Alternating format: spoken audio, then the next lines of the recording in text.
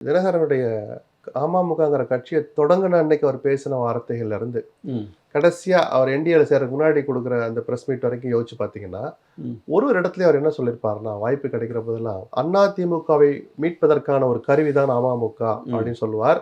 எடப்பாடியை கடுமையா விமர்சிப்பார். ம். அம்மாவின் தொண்டர்கள் ஓரணியில இருக்கணும்னு சொல்லிக்கிட்டே ஆமா, இருப்பார். ஆமா. அந்த கடைசி பாயிண்ட்டுக்கு வந்துட்டாரா இப்போ? வந்துட்டாரு. வேற திமுக போயிருந்தா அம்மாங்கிற பேரை சொல்றதுக்காக தினகரனுக்கு அந்த தார்மீக உரிமை இருந்திருக்குமா? இருந்திருக்குமா? இருக்காது. அந்த மேடையில ஏறி ஜெயலலிதாங்கிற பேரை உச்சரிக்க முடியுமா?